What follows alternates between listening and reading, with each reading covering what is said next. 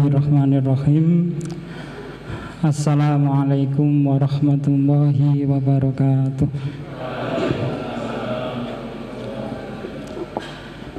Alhamdulillahi wa kafa wa bihi nasta'inu ala umurid dunya. Asyhadu an la ilaha illallah wahdahu la syarikalah wa asyhadu anna Muhammadan abduhu wa rasuluhu la nabiyya wa la rasula ba'dah. Allahumma salli wa sallim wa barik ala nabiyyika wa rasulika Muhammadin wa ala alihi wa ashabihi wa kulli man nahaja bimanhajihi ila yaumiddin. Amma ba'du. Fausikum wa nafsi bitaqwallah haitsu qala Allah Ta'ala fi kitabihil karim. A'udzu billahi minasyaitonir rajim. Ya ayyuhalladzina amanu taqullaha haqqa tuqatih wa la tamutunna illa wa antum muslimun. Ikhwatal iman, ikhwati fillah, hafidhakumullah. Syukur alhamdulillah, sore hari ini Allah subhanahu wa ta'ala menghimpun kita di rumahnya yang mulia ini. Semoga setiap langkah yang kita langkahkan dan setiap putaran roda kendaraan yang kita putarkan, satu putarannya tertulis untuk kita satu kebaikan. Kemudian putaran berikutnya menghapus dosa dan kesalahan. Dan semoga duduk kita di rumahnya yang mulia ini termasuk di antara taman dari taman-taman surga, yang mana Allah subhanahu wa ta'ala sebagaimana disabdakan oleh Rasulnya, majtama'a qaumun fi baitin min buyutillah yatluna fihi kitabullah wa yatadarasunahu illa nazalat alaihimus sakinah wa haffathumul malaikah wa dzakarahumullahu man indahum.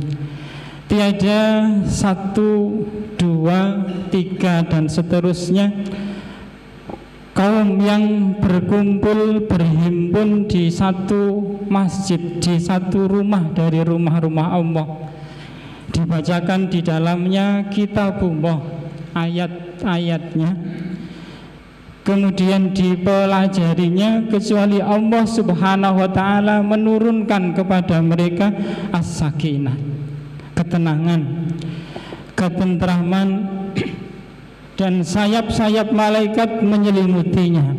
Bahkan Allah menyebut satu persatu dengan bangga siapa saja yang terlibat di dalam perhimpunan dan majelis itu kepada makhluk-makhluk Allah mulia yang ada di sisinya.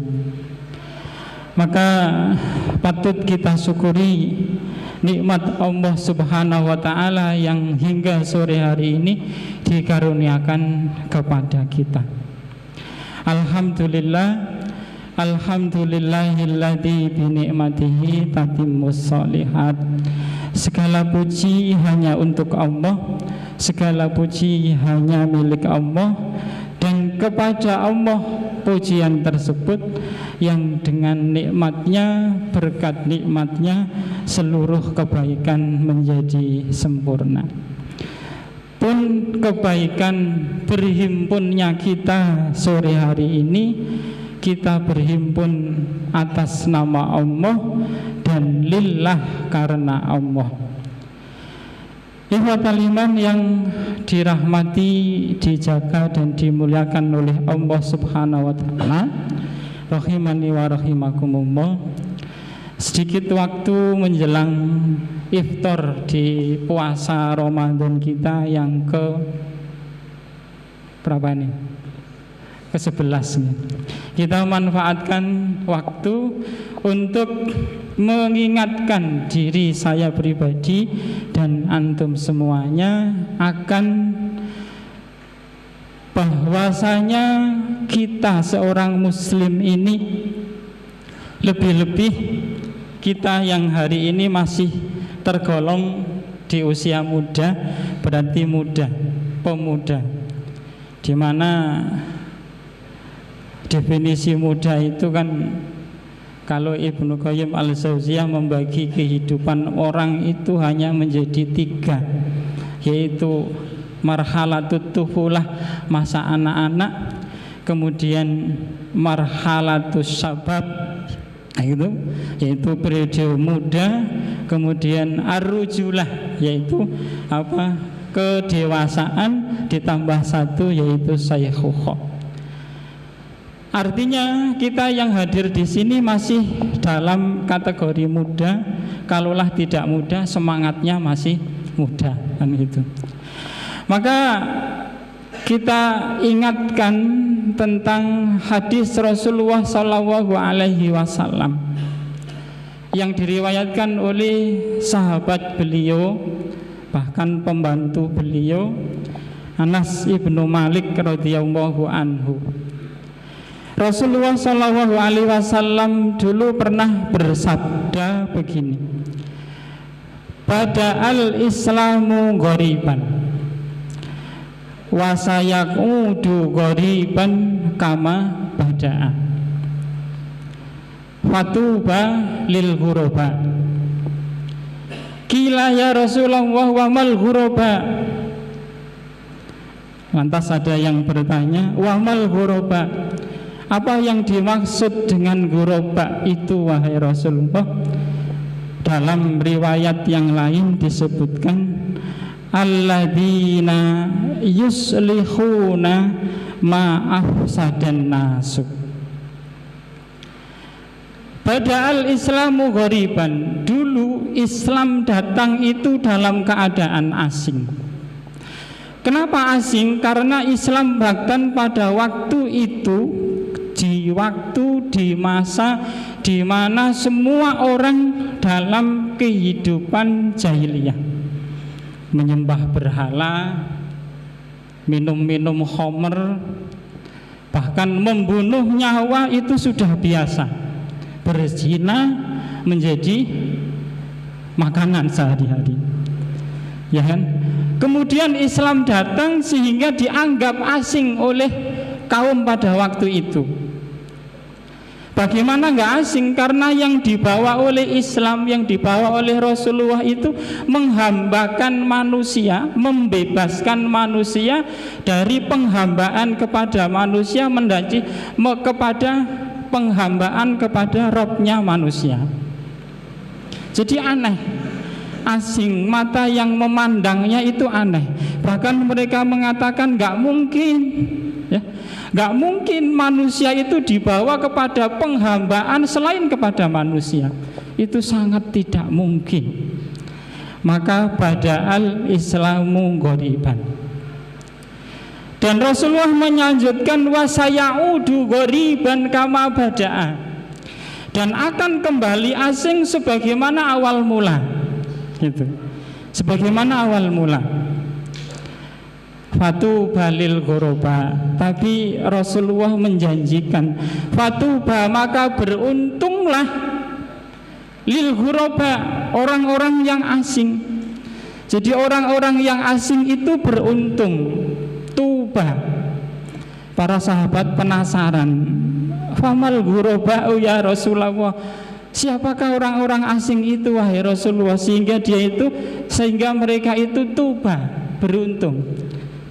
Dalam riwayat yang lain Rasulullah menjelaskan alladzina yuslihuna ma afsadan nasu, yaitu orang-orang yang membuat kebaikan, orang-orang yang selalu dan masih berbuat baik, ma afsadan nasu, bisa kita artikan meskipun orang di sekitarnya itu rusak.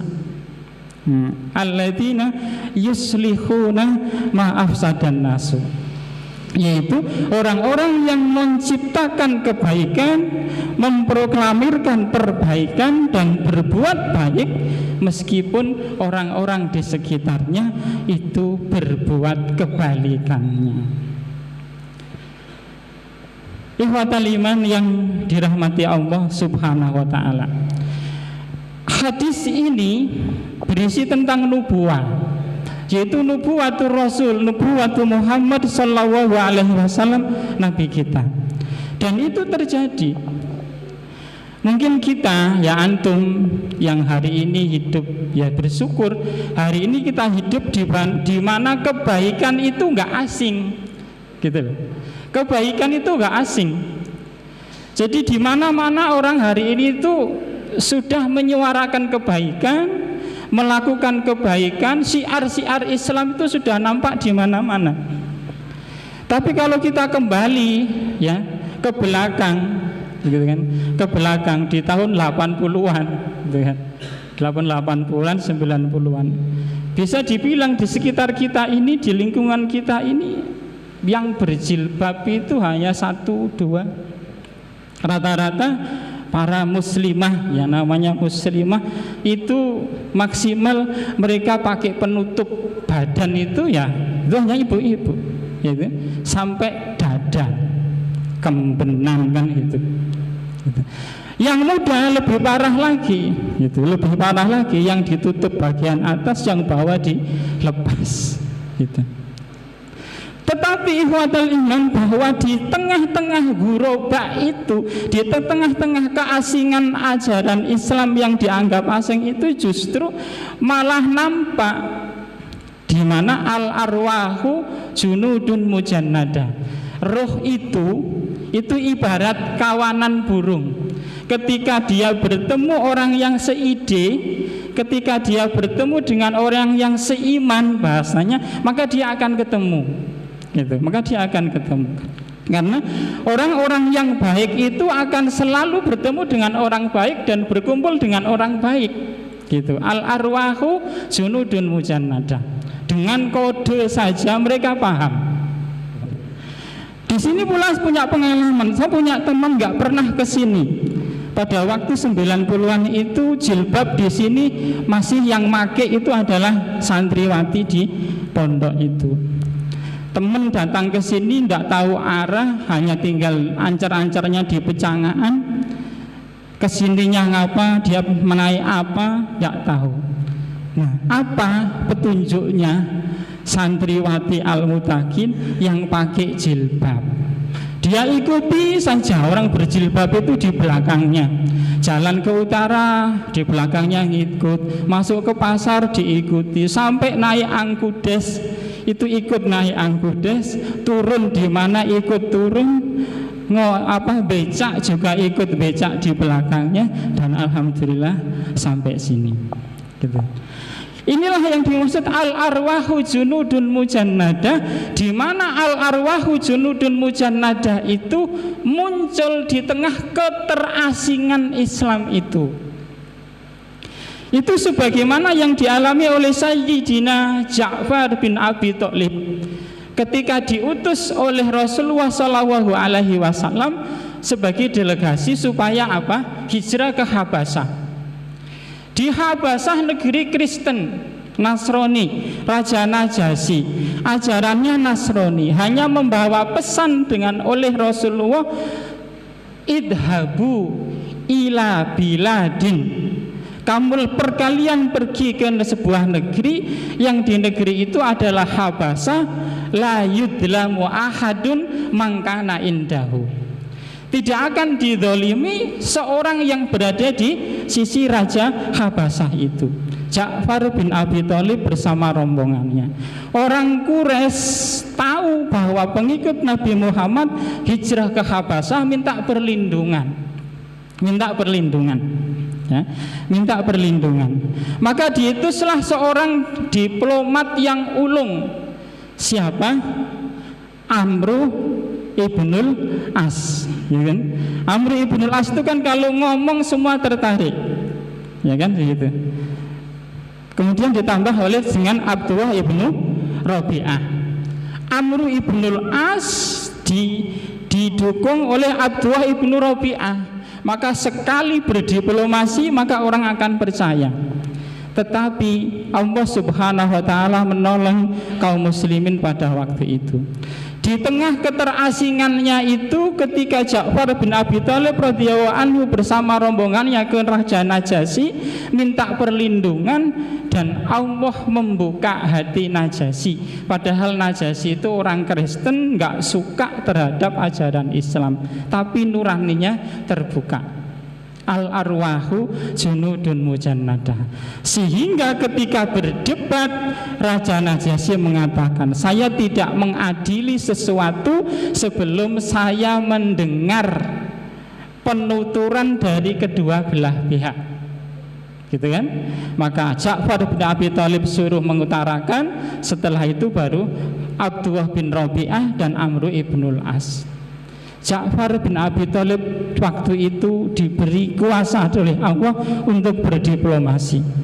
Beliau ceritakan, kami ini di Makkah adalah orang-orang yang suka meminum darah, orang yang setiap harinya membunuh nyawa, orang yang setiap harinya bertengkar dan berperang meskipun dengan teman saudara-saudara. Ketika kami dalam masa jahiliyah itu kemudian datang kepada kami orang yang kami anggap paling mulia dari kaum kami, datang mengajari kami untuk tidak berperang, membunuh, berzina, minum khamr. Apakah itu sebuah lahan ketika kami mengikutinya? Gitu kan? Dengan berdiplomasi seperti itu, sehingga Raja Najasyi pada waktu itu apa?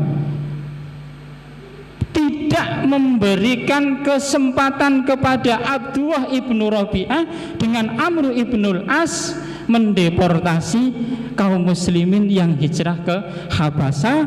Bahkan mereka mendapatkan perlindungan dan bisa tinggal di sana, sementara Amr ibnul As dengan Abdullah bin Rabi'ah pulang dengan tangan kosong. Jadi disentuh nuraninya dengan bahasa mereka, ya kan? Dengan bahasa mereka, gitu. Dengan bahasa mereka. Itu sama dengan dulu, ya kan? Ketika kasus jenggot, celana cingkrang itu disoal, maka bagaimana kita berbicara kepada orang-orang yang menyoal? Kadang memang kenapa harus terjadi seperti itu? Rasulullah SAW mengatakan, bada'al islamu ghoriban wa sayaudu ghoriban kama bada'an. Ikhwatal iman yang dirahmati Allah Subhanahu wa ta'ala, apa inti dari hadis Rasulullah SAW ini? Rasulullah SAW dengan sabdanya ini memberikan kepada kita satu satu wasiat, satu pesan, supaya kita ini sebagai seorang muslim, apalagi generasi muda, maka jadilah sebagai generasi muda, lebih-lebih kita hidup di akhir zaman, maka jadilah sebagai benar-benar generasi akhir zaman yang ghuraba, gitu loh, yang ghuraba. Generasi ghuraba itu yang bagaimana? Generasi ghuraba itu adalah generasi yang senantiasa melakukan kebaikan di tengah keterasingan. Bukan mereka mengasingkan diri, tidak, tetap bersama masyarakat, tetap membersamai yang lainnya, tetapi syiar Islam itu tetap ditunjukkan. Bukan memisahkan diri dari kehidupan masyarakat, tetapi tetap berada di dalamnya. Karena famal ghuraba'u ya Rasulullah alladzina yuslihuna ma'afsadan nas. Mereka yang berbuat baik, mereka yang memperbaiki meskipun manusia sedang semuanya berbuat kerusakan. Generasi ghuraba itu adalah generasi yang punya imun, bukan generasi yang sebatas steril, Beda kan steril dengan imun itu. Dia punya daya tahan, ya kan? Kalau steril itu kan ketika dia dibawa dari lingkungan baiknya, kemudian dibawa keluar, maka bisa jadi dia tidak bisa mempertahankan diri karena masih rentan terhadap virus-virus yang menyerangnya. Itu kalau steril. Berbeda dengan imun. Jadi generasi ibu Huroba itu adalah bukan generasi yang steril, tetapi imun, punya daya tahan tubuh yang kuat, bisa membentengi diri, bisa mempertahankan keyakinan terhadap nilai-nilai kebenaran yang dia yakini, tanpa terkikis, tanpa goyah, meskipun tetap aman dan ramah lingkungan, kan gitu. Meskipun tetap aman dan ramah lingkungan. Jadi kalimat-kalimatnya sopan, ya kan? Tidak menyulut, ya, tidak menyulut pertentangan. Karena itu Rasulullah Shallallahu Alaihi Wasallam mengingatkan di dalam hadisnya yang lain untuk menjadi generasi Huroba yang imun, mampu mempertahankan nilai-nilai kebenaran yang dia yakini tanpa sedikit pun goyah, terkikis, ya, apalagi luntur di tengah arus yang berkebalikan dengan keyakinannya. Beliau wanti-wanti mengingatkan kepada kita, la takunu imma'atan. Janganlah kamu menjadi satu generasi yang generasi itu imma'ah. Apa imma'ah itu? Yakulun, mereka adalah orang-orang yang in ahsanan nasu ahsana. Kalau orang sekitar baik, ya kami baik. Wa in asa'u asana. Kalau mereka buruk, maka kami pun buruk. Bahkan wa in dolamu dolamna. Kalau mereka berbuat dolim, kami pun berbuat dolim. Itu imma'ah. Walakin, kata Rasul selanjutnya, wattinu anfusakum.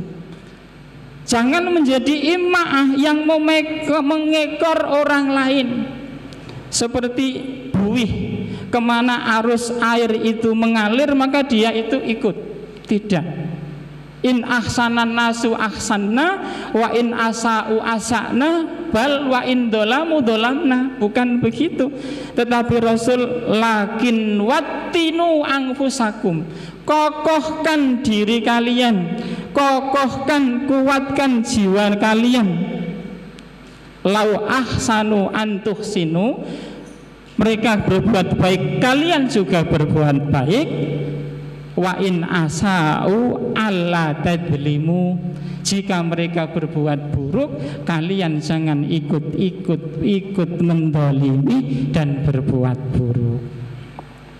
Nah, jadi generasi Huroba itu bukan generasi imma'ah yang mengekor kepada orang lain kemana arus itu membawanya, tetapi dia punya daya tahan, imunitas yang kuat, bisa mempertahankan dirinya meskipun di tengah-tengah arus zaman yang dianggap asing dan di tengah keterasingan. Itu wattinu anfusakum. Bagaimana caranya supaya generasi Huroba itu punya daya tahan, punya imunitas yang kuat, bukan sebatas steril yang kuat, tetapi imunitasnya bagus?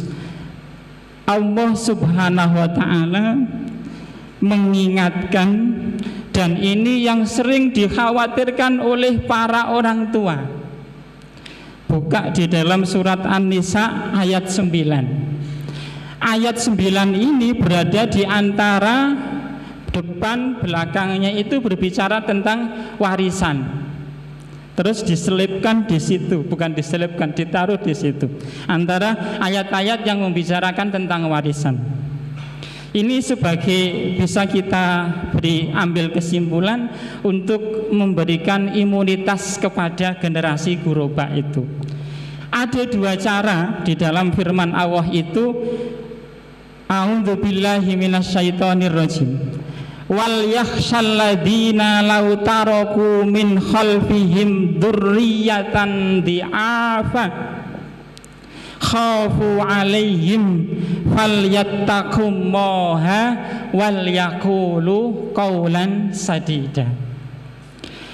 Hendaklah khawatir, waspada orang-orang itu jika mereka meninggalkan keturunan generasi di belakangnya, mereka adalah generasi-generasi yang lemah, tidak punya imunitas tubuh dan daya tahan diri. Khaufu yang mereka khawatirkan ketika mereka tinggalkan. Oleh karena itu, supaya kekhawatiran itu enyah, lakukan dua hal. Falyattaqullah, hendaklah mereka bertakwa kepada Allah, wal yaqulu qaulan sadida. Ayat ini, ikhwah yang dirahmati Allah, itu kadang dipahami begini, dan kebanyakan orang memahami begini. Ayat itu berada di tengah-tengah antara ayat yang membicarakan tentang warisan, sehingga hanya dipahami. Jadi kalau kita meninggal memberikan warisan harta yang banyak kepada anak keturunan itu sudah nggak mengkhawatirkan, dan itu yang bagus gitu. Padahal warisan harta yang banyak itu kan nggak cukup.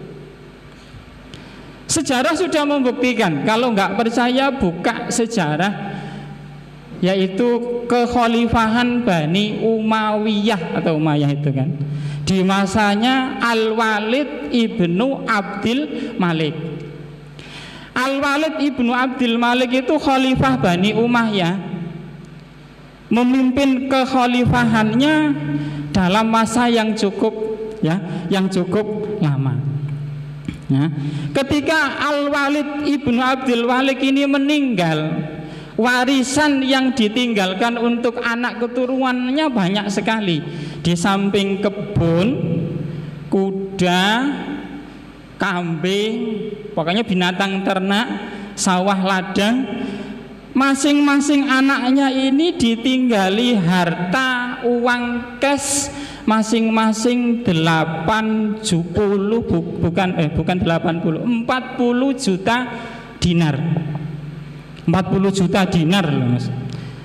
Bukan dinar Kuwait loh, bukan dinar yang kepingan dari Kuwait itu.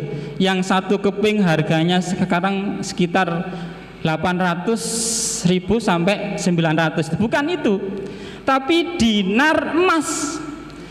Dinar emas 40 juta dinar emas murni 22 karat. Gitu. Yang dihitung kalau satu dinar itu ada 4,2 gram. 4,2 gram sekitar itu. Misalnya diglobalkan satu keping dinar emas itu harganya 2 juta, kalikan 40 berapa? 80 T kan?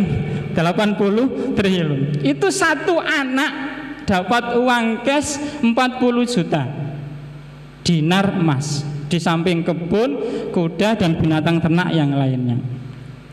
Kemudian Al-Walid ini meninggal, digantikan oleh saudaranya Sulaiman bin Abdul Malik. Sulaiman bin Abdul Malik menjabat sebagai khalifah hanya sebentar, 3,5 tahun. Karena Sulaiman bin Abdul Malik ini enggak sebagaimana Al-Walid. Kalau Al-Walid itu kekar, perkasa, perang menangan. Kalau Sulaiman ini orangnya gemuk, dalam riwayatnya suka makan. Beliau meninggal itu karena penyakit yang menyerangnya. Kalau sekarang itu ya dibilang stroke gitu. Karena dalam riwayat itu habis makan 200 butir telur. 200 butir telur, kemudian jatuh sakit. Kemudian sakit beneran sampai beliau khawatir mau meninggal. Sulaiman bin Abdul Malik mau meninggal itu ulama di kekhalifahan itu berkonspirasi. Ini gimana? Kalau Sulaiman ini wafat, yang menggantikan siapa? Gitu. Padahal Sulaiman itu mau meninggal itu anaknya masih kecil-kecil. Sehingga bingung ini yang gantikan siapa. Akhirnya direkayasa, masih keadaan sakit tapi kronis. Anaknya yang pertama yaitu Daud bin Sulaiman masih kecil, didudukkan di kursi singgasananya, dipakai baju khalifah, dibawahi pedang khalifah, meskipun diseret-seret bahkan jatuh. Akhirnya bingung para ulama di situ. Akhirnya Sulaiman bin Abdul Malik ini mengeluh, sungguh beruntungnya orang yang meninggal itu ketika anak-anaknya sudah besar. Ulama yang namanya Rojak bin Haywah mendengar perkataan Sulaiman itu mengingatkan, bukan wahai Sulaiman, yang beruntung itu bukan yang meninggalkan anak-anaknya ketika sudah dewasa, tetapi yang beruntung itu adalah ketika orang itu meninggal, dia tinggalkan anak keturunannya dalam keadaan sudah bertakwa kepada Allah Subhanahu wa ta'ala. Gitu. Akhirnya Sulaiman bertanya, terus yang gantikan siapa? Saya siapa? Rojak bin Haywah bertanya, ya adikmu. Tidak, adik-adikku ini nggak bisa diharapkan. Dia punya adik berapa? Maslamah, kemudian Hisam, Yazid. Punya adik 3, Maslamah, Hisam, Yazid. Akhirnya Rojak bin Haywah mengusulkan, sudah kalau Maslamah itu orangnya suka perang, terus memburu harta. Kalau Yazid, Hisam nggak pantas menggantikan kamu. Nah terus siapa?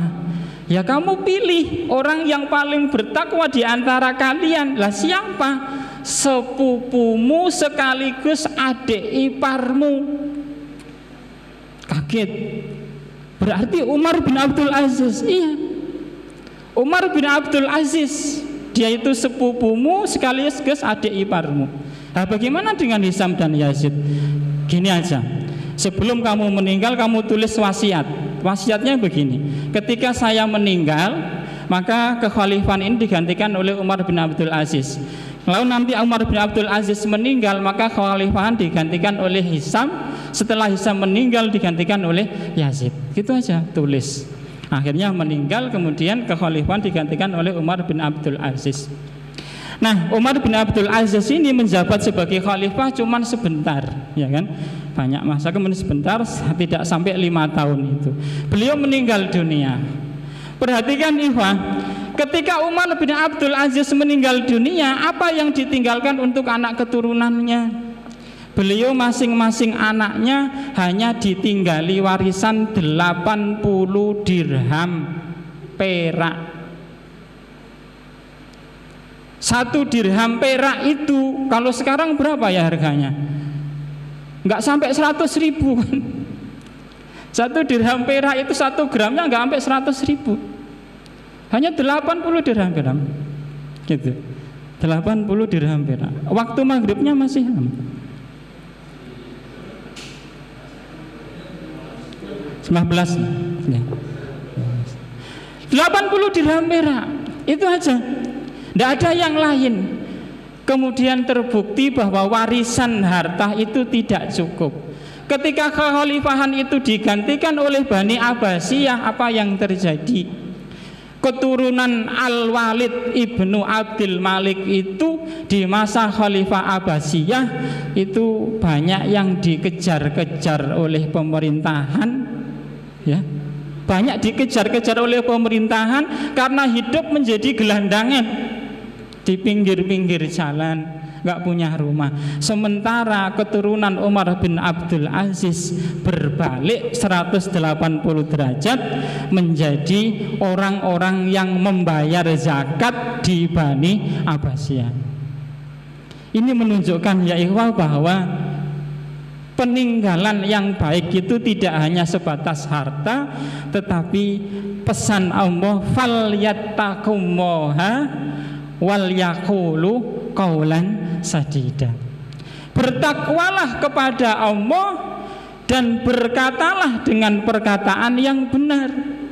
Jadi dua ini yang menjadikan generasi ghuraba di akhir zaman ini menjadi generasi yang benar-benar ghuraba, penuh imunitas, memiliki daya tahan tubuh, bisa mempertahankan keyakinan yang dia yakini benar tanpa sedikit pun terkikis apalagi goyah, meskipun dengan perkataan yang tetap ramah lingkungan, tidak mengundang dan menyulut perseteruan apalagi pertentangan, gitu.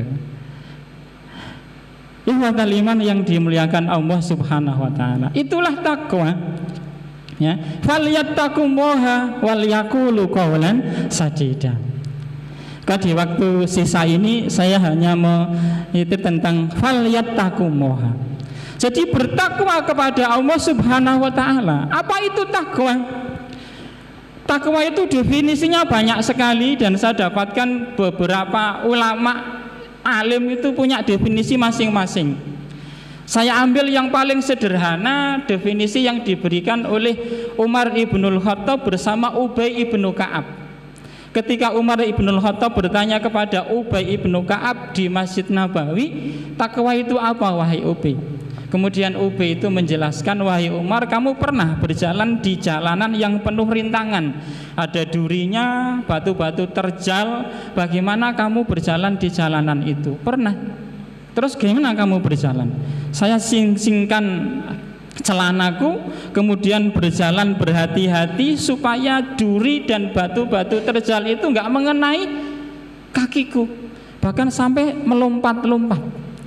Kemudian Ubay tinggal menjawab, itulah takwa. Jadi intinya takwa itu adalah hati-hati, hidup dengan penuh kehati-hatian. Kita takwa kepada Allah Subhanahu wa taala karena kita itu punya muraqabah. Allah senantiasa mengawasi seluruh gerak-gerik kita, tidak pernah lenyap dari pandangan dan pengawasan Allah, sehingga kita hati-hati. Kita bertakwa kepada Allah karena kita itu punya muahadah, janji kepada Allah untuk senantiasa menjalankan syariat yang diberikan. Kita bertakwa kepada Allah karena kita ini mujahadah. Maka bahkan muaqabah, mampu berani menghukum diri kalau kita sekali melanggar perintah dan aturan Allah. Sampai Umar ibnul Khattab itu menyedekahkan kebunnya karena kebun itu melenakan dia dari sholat asar. Mu'aqobah, berani menghukum diri jika sewaktu-waktu melanggar aturan Allah. Falyattaqullaha wal yaqulu qawlan sadida. Itulah generasi akhir zaman, dialah mereka generasi ghuraba yang punya imunitas diri dengan dua hal minimal, falyattaqullaha wal yaqulu qawlan sadida. Tayyib ikhwatal iman yang dirahmati Allah Subhanahu wa taala, karena waktunya yang sudah menjelang maghrib, maka saya putuskan sampai di sini. Nastaghfirullah azza wa jalla wal afu minkum. Subhanaka Allahumma wa bihamdika asyhadu an la ilaha illa anta astaghfirullah wa atubu ilaik. Billahi taufiq wal hidayah. Walhamdulillah. Assalamualaikum warahmatullahi wabarakatuh.